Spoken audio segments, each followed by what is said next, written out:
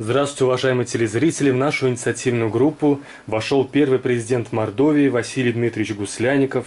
Он основатель и председатель правления Мордовского республиканского правозащитного центра, директор Мордовского территориального фонда социальной поддержки населения, заместитель председателя общественно-наблюдательной комиссии Мордовии, член Общественной палаты Республики Мордовия, член Общественного совета при МВД по Республике Мордовия. Василий Дмитриевич, расскажите, пожалуйста, если в целом, какое у вас отношение к периоду истории нашей страны, которым была наивысшая концентрация политических репрессий по отношению к собственному населению?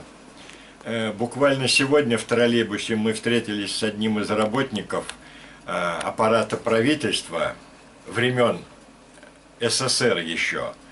Уважаемый мной человек, и мы с ним буквально сцепились именно по факту сталинских дел. Он говорит: если бы Сталин не отдал на откуп тройкам творение беззакония в масштабах страны, то было бы все нормально. Спаситель. Я говорю, а он же сам подписывал списки. Как раз в мемориале, где я частенько бываю, я видел эти документы, где красным его карандашом стоят там все эти подписи на расстрельных списках. Поэтому я говорю, Сталину можно поставить в заслугу то, что он не был таким рвачом, да ему и рвачом быть не надо. Он не воровал, потому что у него вся страна у ног была. А то, что он был больной на голову, я полагаю, что это так. Иначе просто бы не было более полумиллиона. Это уже законно подтверждено, что более 600 тысяч расстрелянных было, незаконно репрессированных. Поэтому я в этом плане ярый антисталинист, и моя позиция как демократа. Я за последние 25 лет побывал более чем в 10 странах за рубежом. Где-то обучался, где-то ездил по обмену опытом. Например, в Англии мы большой делегацией правозащитники и работники ФСИН перенимали опыт работы общественных наблюдательных комиссий, как они у нас называются. А у них подобные люди занимаются контролем тюрем по-другому, и мы ездили туда обмениваться опытом. Я по многим тюрьмам посмотрел, как там обстановка у них, как они отбывают срок и прочее. Это довольно интересно. Поэтому здесь из моих родственников никто не попал под каток репрессированных. Почему? Наверное, из-за того, что мои все родственники – это деревенские крестьяне. Хотя среди репрессированных очень много крестьян, которые политикой не занимались. Но если вдруг ты владел там каким-нибудь аппаратом, например, там, будем говорить,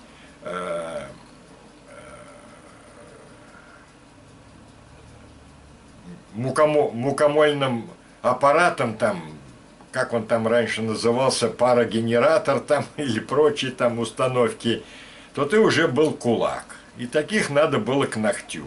И очень много людей пострадали просто из-за того, что они были нормальные крестьяне, нормальные рабочие, нормальная интеллигенция.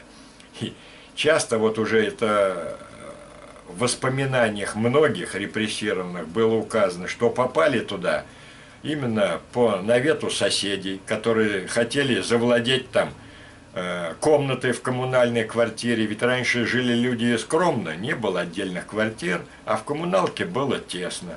И когда кого-то забирали, то кто-то мог расшириться. А у кулаков отбирали имущество.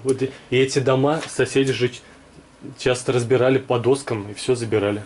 Мало того, что этим самым Сталин нанес непоправимый ущерб, не только физически уничтожив более полумиллиона людей, но и заставил людей потерять инициативу труда. То есть люди боялись уже проявлять инициативу, боялись хорошо работать, боялись заработать, потому что их могли бы сразу раскулачить, как врага народа. Поэтому очень тесно сотрудничая с Московской Хельсинской группой, потому что с момента создания в 1996 году нашей организации Мы активно сотрудничали, я принимал участие в многочисленных их семинарах, в том числе и прошел обучение в качестве тренера-правозащитника в Москве, в Варшаве, в Нидерландах, именно вот по линии московской хельсинской группы. И я еще раз убедился, посмотрев, как за рубежом работают и живут люди, что нам не надо искать никакого, изобретать нового велосипеда, искать своего пути. Как говорят, у России свой особый путь. Нет никакого особого пути. Надо брать пример, например, с того же Китая, который под руководством коммунистической партии Китая строит капитализм. Капитализм доказал свое преимущество, потому что в спорах с коммунистами был у меня такой хороший знакомый Евгений Костерин, который был депутатом от коммунистов несколько созывов. И когда мы с ним начинали спорить о преимуществах социализма или капитализма, я ему приводил в пример. Говорю, возьми Финляндию, которая боготворит Ленина за то, что он их отпустил на волю, дал им самостоятельность. Финляндия была самым отсталым регионом России. Это доказано неоспоримо историками. И они сумели за 70-80 лет своего суверенитета настолько развиваться, что бюджет 20 лет назад Финляндии был равен бюджету России, хотя Финляндия в 10 раз меньше по площади и в 15 раз меньше по населению. Хотя такая же северная, даже еще более северная. Более того, да. Я был в Карелии. Это один и тот же народ там. И там, это финны, карелы. И там в Финляндии карелов много живет, и в Карелии у нас финнов менталитет много. такой же, как в Карелии, да? Да, но экономическое состояние как небо от земли. Угу. Поэтому рассказывать о том, что будущее за коммунизмом, никому не стоит. Это просто заблуждение или попытка ввести в заблуждение других людей. Ну и жизнь доказала. Куба, она хороша была, пока получала от нас бесплатные деньги. Ведь мы более 30 миллиардов долларов простили Кубе. И сейчас Венесуэла на том же пути. Богатейшая страна нефтью. Дожили до того, что там все по карточкам. Да. Что там просто есть нечего. Даже туалетная бумага, дефицит. Вот в чем прелесть социализма. Вот. И поэтому в этом плане меня уже агитировать не надо. Я привожу пример. Возьми Северную и Южную Корею. Да. Если одна пытается выжить, там все, что движется, уже съели, то Южная Корея сделала такой скачок, что просто не сравнить. И после этого не надо нам изобретать велосипеда, надо строить капитализм, но не такой, какой сейчас у нас, воровской буквально, а именно западный, где настолько развита независимая третья сила, судебная власть, которая может посадить даже президента. Мы все знаем, что буквально недавно друг нашего президента Берлускони отбывал наказание в Италии. Его осудили, хотя он был долгое время премьером, первым человеком, можно сказать, в Италии. А так или иначе осудили, но, правда, там, видно, скостили за счет того, что он видный политик и все прочее. Но, как пишет пресса, горшки он выносил. Ему присудили там принудительные работы и так далее. И в то же время на Миттерана не возбудили только дело из-за того, что он был 80-летний больной человек, а бывший президент Израиля в тюрьме сидит за попытку изнасилования. Только попытка изнасилования. То есть там работает судебная система. И еще очень хороший пример. Еще когда жив был Абрамович, он решил, жив был Березовский, он решил с Абрамовичем посудиться. В свое время Березовский говорит, что Абрамович мне не додал там денег, несколько миллиардов долларов. И подал в Лондоне в суд против Абрамовича. Но суд он проиграл, месяца два они там судились. А я спрашиваю своих друзей, а вы знаете, почему они судились в Лондоне? Потому что в Лондоне есть суд независимый, на который никто не может надавить. А в России такого суда нет. В России вынесут любое решение По этому поводу я очень хорошо знаю, поскольку более 25 лет хожу по судам и знаю. У меня есть такие иски, а я часто помогаю как правозащитник людям отстаивать их права в суде. По идентичным делам выносят совершенно разные решения. Вот один простой пример. В 2000 году было очень популярно так называемое веренное отключение. Если в большом доме кто-то не платит за электроэнергию, то фирма ВАТ отключает электроэнергию во всем доме. Когда мне отключили электроэнергию, я возмутился, пошел в суд. Я выиграл суд. Взыскали там какую-то символическую сумму, 300, что ли, рублей, с Мордовэнерго. В этом же в Ленинском суде от имени матери я подал суд. У нее тоже отключали, она в другом доме живет. Взыскали уже с фирмы ВАТ. А в Пролетарском суде, там, где у меня дочь жила, отказали в иске. Вот наша судебная система. 3 совершенно одинаковых иска, 3 совершенно разных решения. 2 присудили, но взыскали одно с Мордовэнерго, которые ни сном, ни духом к этому отключению не имеет, потому что рубильник фирма ВАТ отключала. Надо было с нее взыскивать. А разные решения. И таких примеров у меня много. Вот как думаете, извините, что прерываю, потому что это, чтобы обострить. Как вы считаете, вот насколько мне известно, судебная система, она в Советском Союзе была, если мы превратим программу в историческую, из актуально-политической, вот в Советском Союзе судебная система известна, факт, что она не была независимой, была особенно по делам, касающимся политических вопросов, то не следствие ли это деятельности Ленина и Сталина? Потому что вот Ленин, насколько мне известно, он, когда еще был практикующим адвокатом, он 5 раз участвовал как адвокат и 5 раз проиграл. То есть он как адвокат был бездарным. И поэтому, когда он установил советскую власть, он отменил полностью судебное законодательство и стал как бы открывать велосипед. И связываете ли вы состояние судебной системы с тем вот таким топорным отношением большевиков? Ну, тут однозначная связь прямая. Почему? Потому что в любом жестком режиме, а у нас такой режим он и был, это только в демократическом обществе, как говорят, третья независимая власть – это судебная власть. А у нас такой не было. Для того, чтобы поддерживать жесткие репрессии, власть должна быть едина.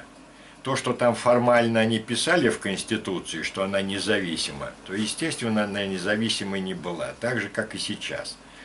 Я всегда в своих докладах о соблюдении прав человека, которые активно публиковал, у меня даже есть очень многие есть публикации в нескольких томах и по регионам, там в том числе и наши по региону Мордовии, и там прописано все. Так вот, я говорю об этом, что все везде, вернее, независимый суд может быть только тогда, когда он зависит от народа. Поэтому я выступаю с предложениями проводить всегда выборы народных судей. А сейчас их назначает президент. Естественно, они и служат президенту. Более того, из-за того, что судьям подняли зарплату заоблачно, они вынесут любое решение. Сейчас у судей зарплаты более 100 тысяч рублей. При зарплате у дворника 10 тысяч. Это хорошо, если 10, а то их там напрягают. Они до последнего времени 6-7 тысяч получали только. Это никуда не годится. Так вот, это у нас система, поэтому жесткий режим, он защищен вот этой судебной системой. Также прокуратуру поставили на службу власти. Прокурорские работники тоже получают огромные деньги, а сами прокуроры города, республики за 100 тысяч в месяц. Ну, правда, далеко еще до тех,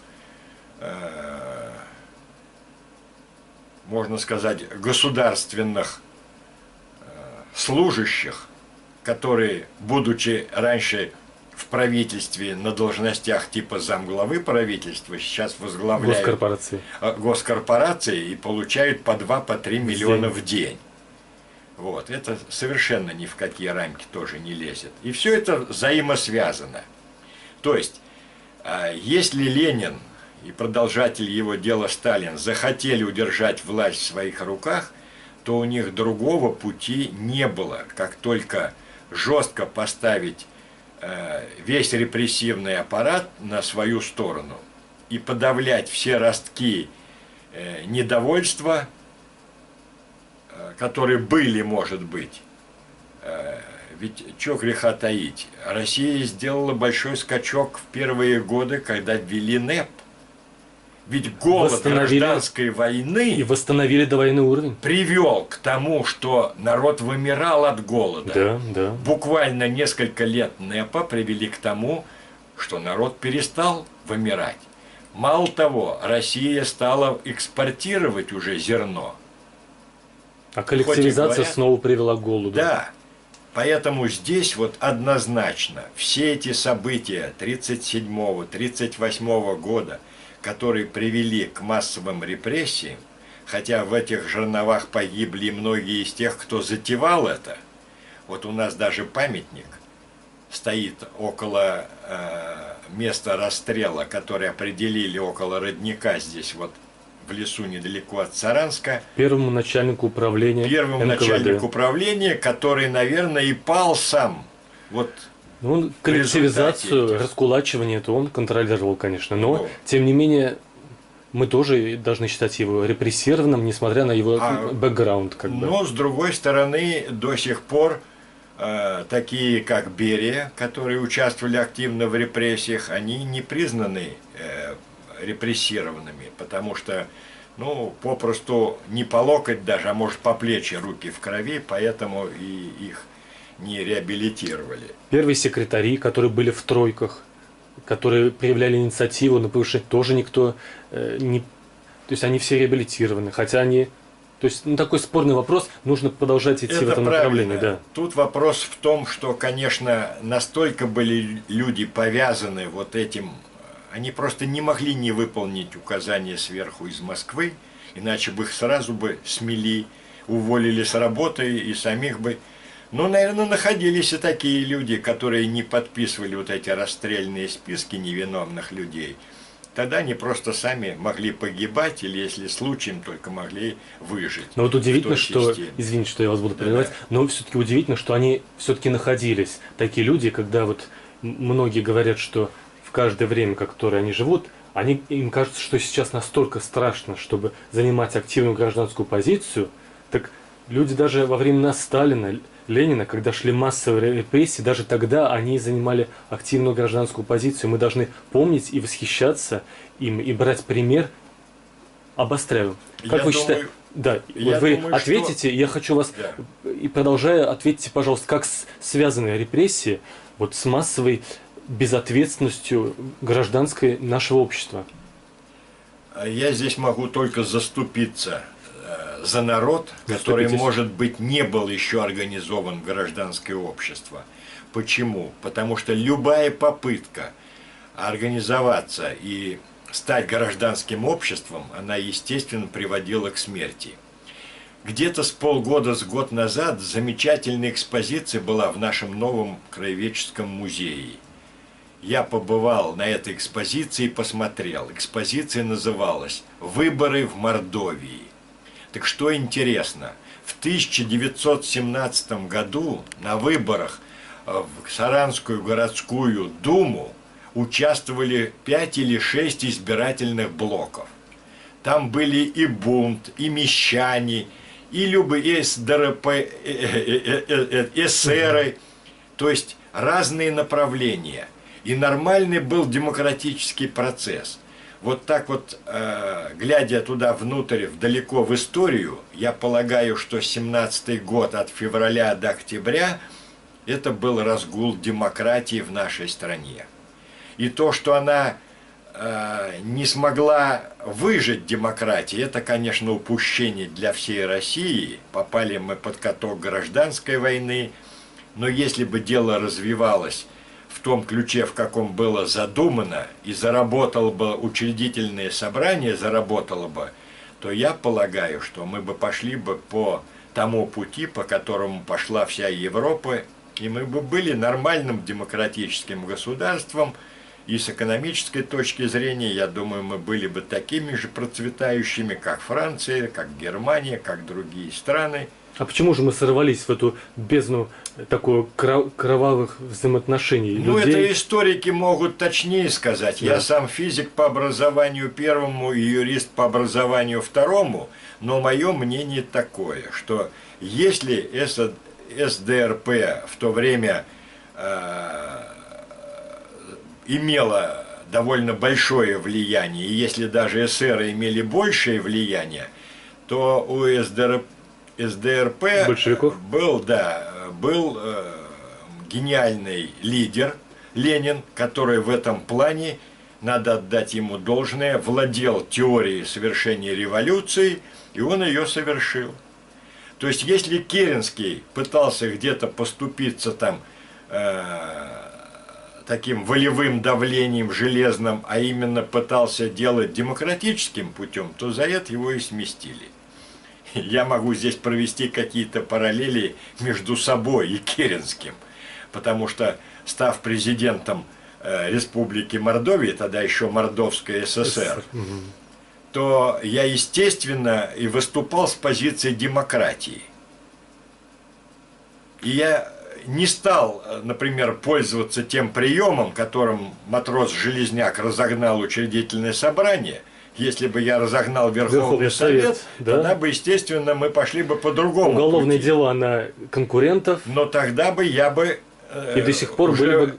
считался бы преступником, потому что я бы нарушил Конституцию, Да. где я возглавлял исполнительную ветвь власти, а законодательная она не подчинялась мне, она была сама по себе.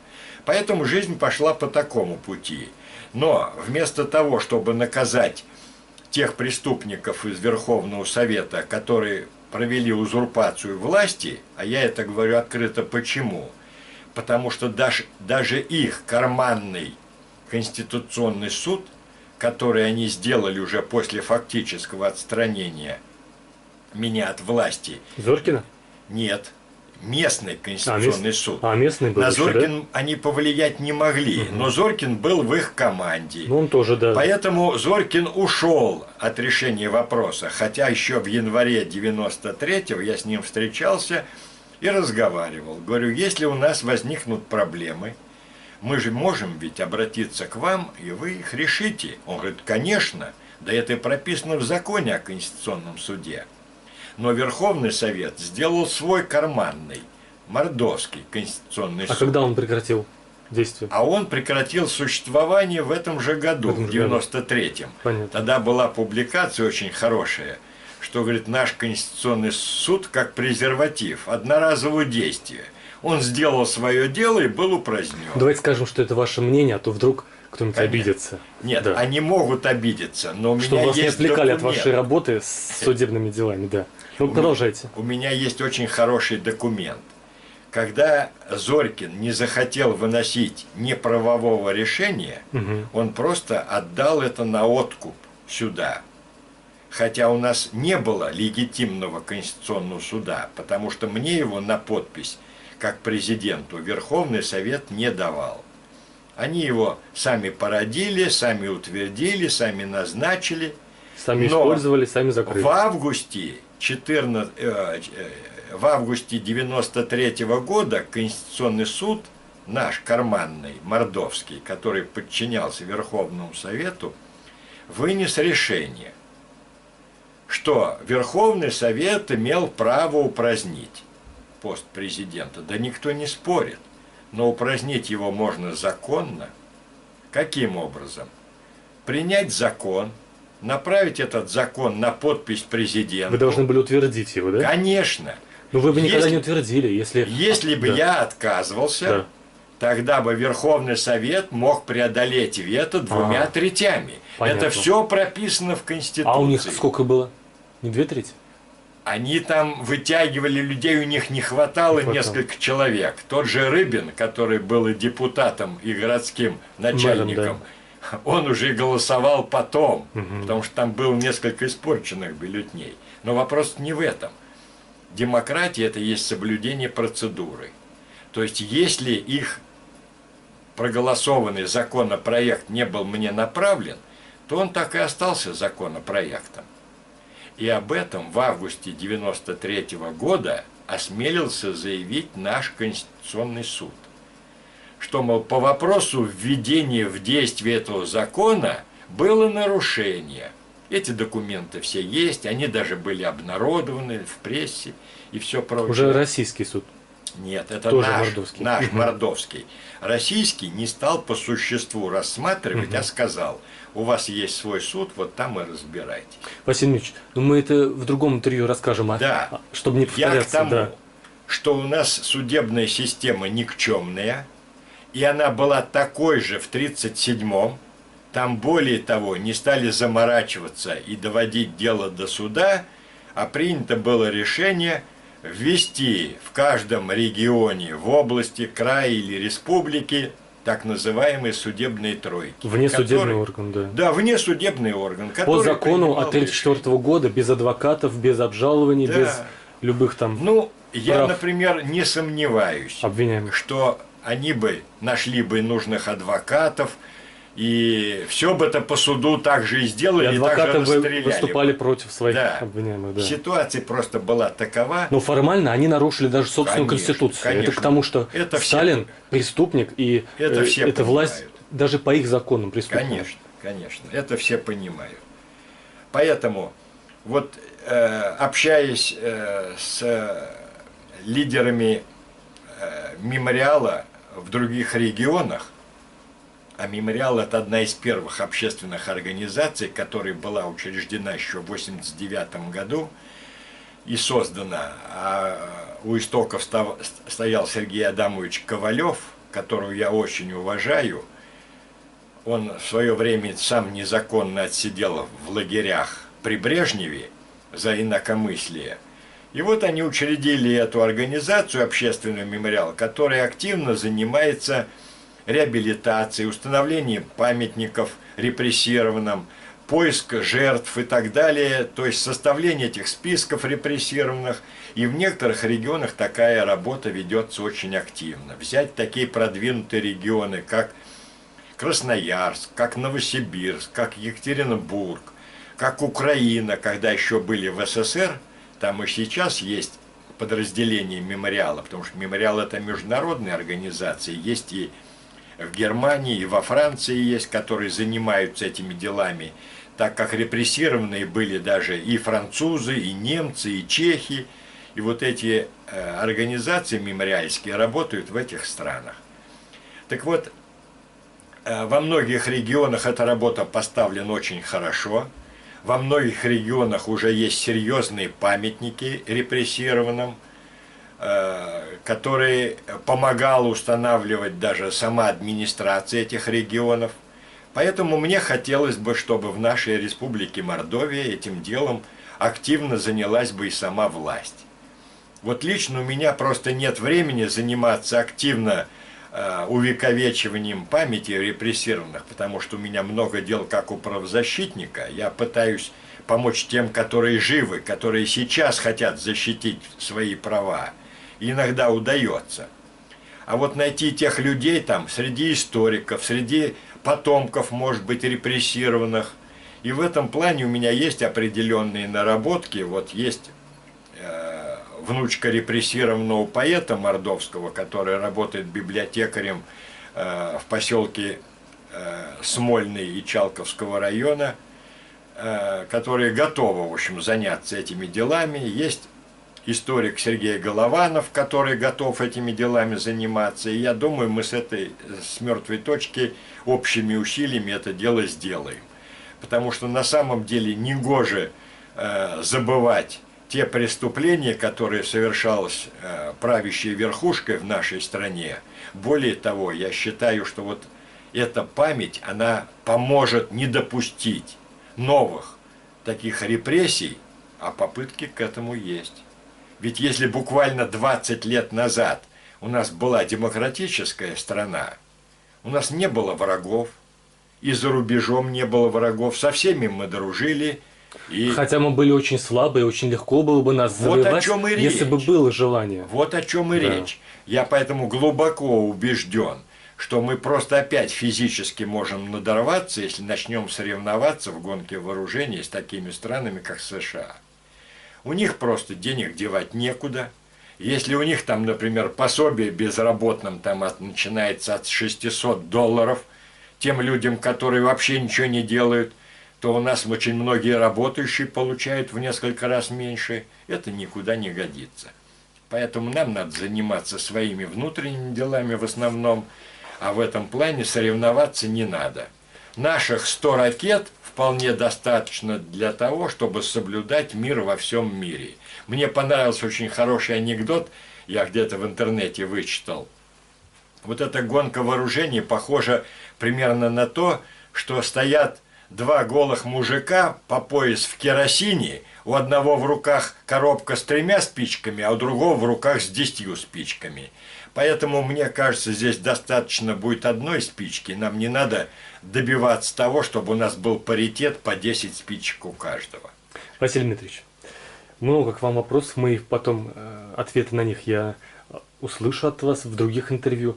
А по поводу истории тоже у меня к вам были вопросы и по поводу того, согласны ли вы с тем мнением, что коммунизм – это самая террористическая идеология из всех существующих, потому что она ставила террор как принцип и в практику, и теория, и ежедневная, в общем, быт. Все на терроре было построена вся идеология. Кроме того, можно ли считать Сталина, тоже мне пришла эта вот такая мысль, что он, скорее всего, и был основоположником международного терроризма, потому что международные террористические организации, они во многом были основаны сталинской внешней политикой. И вопрос еще о Сталине вы вначале упомянули, тоже мне эта тема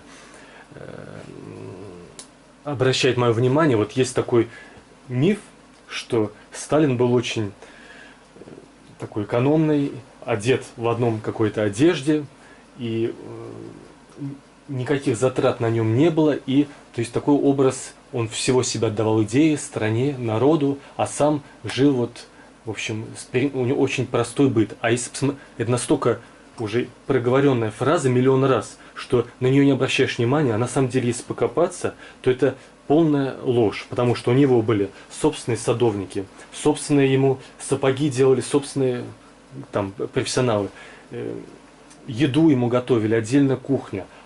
Страна умирает от голода, у него там повара, лучшие продукты со всей страны, со всего мира, и ему привозят лучшие продукты, чтобы он питался максимально вкусно. Он ежедневно устраивает такие, как сказать, застолья, попойки. В общем, изобилие еды, он просто объедается в еде, все, кто связан с ним. Лучшая одежда, лучшие машины, он пользовался лучшей западной машиной, ему привозили. Вся, значит, резиденции по всей стране ему постоянно строили, чтобы он везде, даже во многие он не переезжал, но все равно их строили, содержали, штат содержали в этих. Потом врачи у него собственные. То есть весь спектр, который фараоны в рабских обществах, или сейчас шейхи так не живут, как жил Сталин. То есть особенно это было возмутительно, вот его роскошь его жизни, это вот растратная его жизнь на фоне нищеты, бесправия, голода всего населения.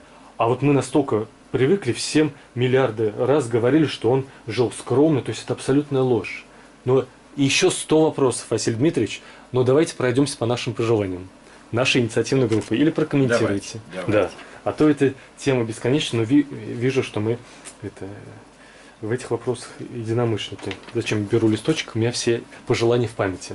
Значит, первое наше пожелание, во-первых, все наши пожелания, их пока вот 8, такое устойчивое пока число, это все эти пожелания, они реализованы в других регионах, в разных регионах нашей страны. То есть мы всего лишь предлагаем, обращаемся к нашей региональной и городской властям, чтобы по мере появления финансовых, материальных, организационных возможностей реализовывать те примеры, которые уже есть в других городах, регионах России. То есть мы не придумываем ничего такого беспрецедентного, просто хотим посоветовать нашей региональной власти, чтобы вместе показать, что общество Мордовии, оно не меньше уважает своих репрессированных земляков, не меньше ценит их память, не меньше желает сохранить их память. Первое наше пожелание в том, чтобы ежегодно проводилось поминальное мероприятие, и ежегодно глава республики или представитель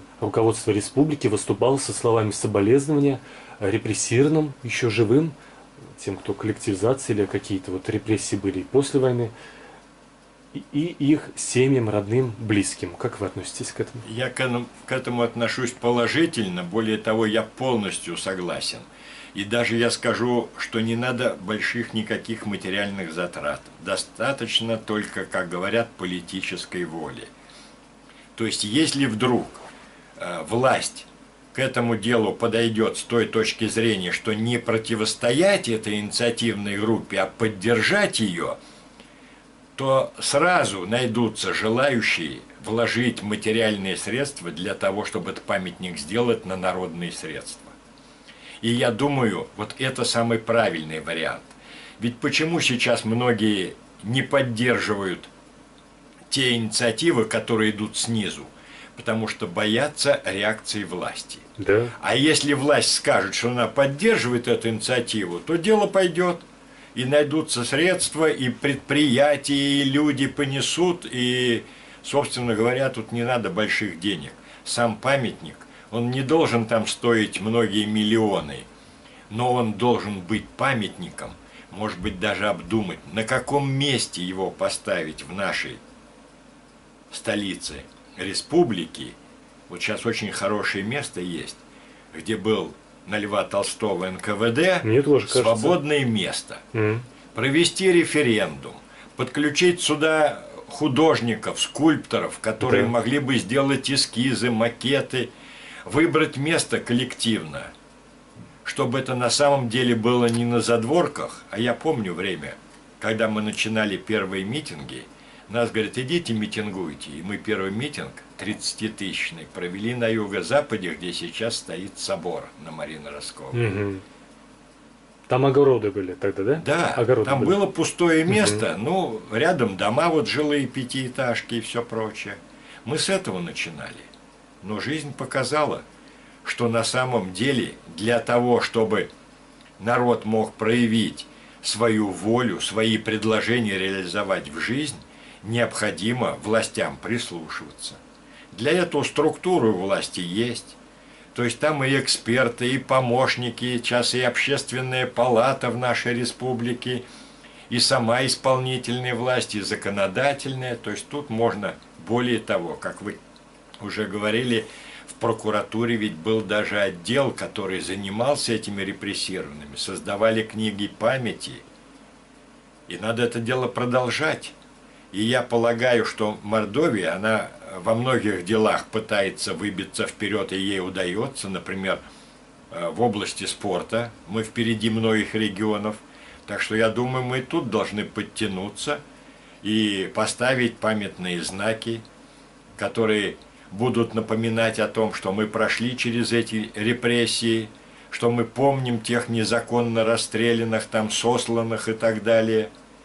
Им этот памятник, он будет напоминать, чтобы народ стоял на страже того, чтобы не допустить новых репрессий. Поэтому я здесь полностью с вами согласен. А еще раз уточните, какое свободное место на Льва Толстого? А то место по другую, рядом с прокуратурой, где был комитет госбезопасности. Вот если историки посмотрят, я полагаю, это здание в 30-х годах уже существовало. Внутренняя тюрьма НКВД. А там еще одно здание было. Это примерно там, где стоит музей боевой трудовой славы, а сзади там маленькое трехэтажное или 2,5 этажа здания. Тоже вот тюрьма. та была тюрьма, по-моему, та была даже до революции. Дореволюционная, да. Вот тут историки должны посмотреть и связать это. Я думаю, это было бы правильнее. Но около прокуратуры оба здания, в одном будет Верховный суд, где Федеральная служба безопасности, а с другой там, видимо, Финно-Угорское здание будет. Но там планируется Верховный суд? да. А что, у Верховного суда здесь мало площадей? Или расширение, или модернизация. Но, Василий Ильич, я поддерживаю, потому что вот это надо проводить референдум, чтобы народ определился. это еще больше поддерживаю.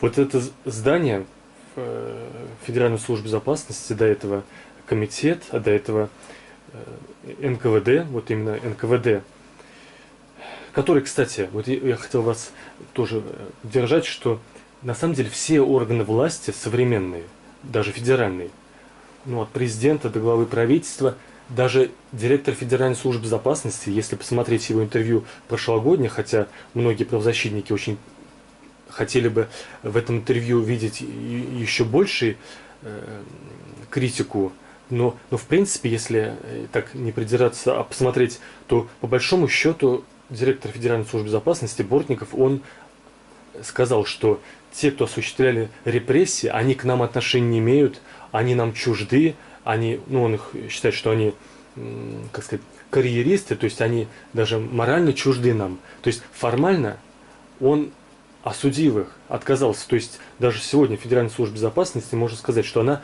тоже на стороне реабилитационного процесса. Просто нужно это вот даже на региональном уровне всем ветвям власти озвучить или в лице, допустим, какой-то одной ветви власти озвучить, чтобы общество Мордовии поняло, что в принципе-то все органы власти осуждают этот период. Не бойтесь участвовать в этом процессе восстановления доброй памяти своих родных. Не бойтесь участвовать вот в точной исторической оценке, чтобы... Для чего нам нужно правильное понимание своей истории? Чтобы не совершать ошибок в будущем. А для этого мы не должны бояться давать точную историческую констатацию, что это действительно был преступный период в истории. И все органы власти это осуждают. Поток сознания продолжаю свой по поводу вот место памятника, действительно, мне кажется, тоже. Но я не настаиваю, это пусть коалиционно будет решен этот вопрос, объединен. Я тоже считаю, что должен быть связан с общественными организациями, с простыми людьми, с властью. То да. есть тут это он должен объединять. Конечно. И я тоже думаю, должно быть на Льва Толстого около бывшего здания НКВД, вот, которое, к сожалению, снесли, хотя это очень красивое здание, еще дореволюционное, и это памятник даже истории, и памятник архитектурный, и такой исторический, как сказать, памятник культурного наследия. Жалко, что его снесли. Но там же земля около этого здания просто пропитана на километры слезами жен, детей, которые приходили к своим репрессированным и ждали, их не пускали. То есть там настолько это как намоленное для религиозных людей место, что если вот рядом с этим будет памятник, то это там ему, мне кажется, очень соответствует, он очень там будет к месту. Я согласен. И вы, кстати, в своем рассуждении поддержали сразу несколько наших пожеланий. Памятник и... Дальше еще я уточню. Но вот еще поминальные мероприятия ежегодные, чтобы мы ввели это как практику. Конечно, конечно. Ведь очень многие регионы проводят и митинги в дни поминовения, и отмечают День политзаключенного 30 октября. Но у нас в Саранске это дело почему не приживается? Потому что власть высосет из пальца нарушения какие-нибудь и привлечет к ответственности. А власть должна возглавить это, чтобы объединила полностью согласен. Василий Дмитриевич, конец первой части. Хорошо.